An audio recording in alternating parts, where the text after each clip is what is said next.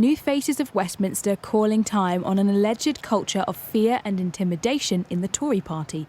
Angus McVeigh and Henry Dixon Clegg wrote a letter to Boris Johnson calling on the government to take action to protect those working in Parliament.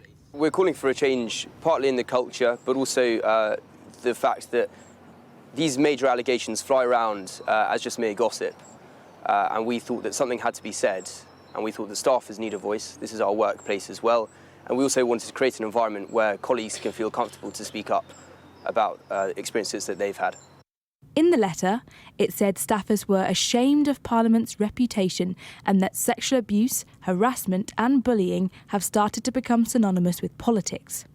They then go on to say that major allegations of illegal behaviour are treated as mere gossip and that a culture of indifference and fear were the root cause of abuse in Parliament.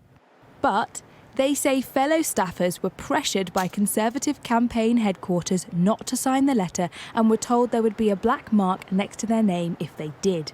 So how many staffers do you roughly reckon were put off signing the letter? I couldn't put a number on it, but there are a significant amount of staffers that, say, messaged us or spoke to us in person who said that they weren't comfortable with signing the letter, but that they agreed with the contents of it. We can't give you an exact number, but I'd say perhaps of the people we did ask, I'd say maybe 60 to 70% of people.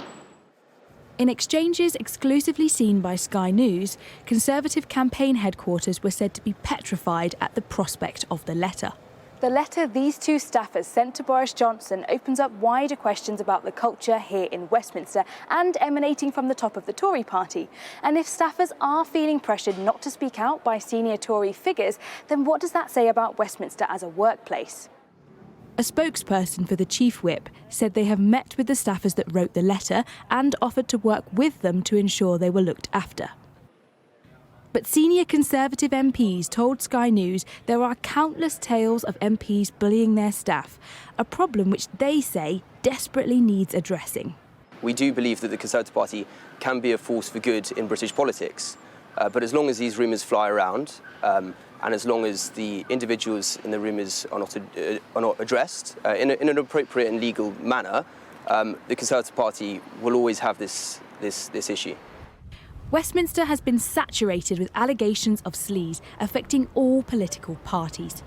For Henry and Angus, this letter is the hopeful beginning of some much-needed change. Mari Aurora, Sky News, Westminster.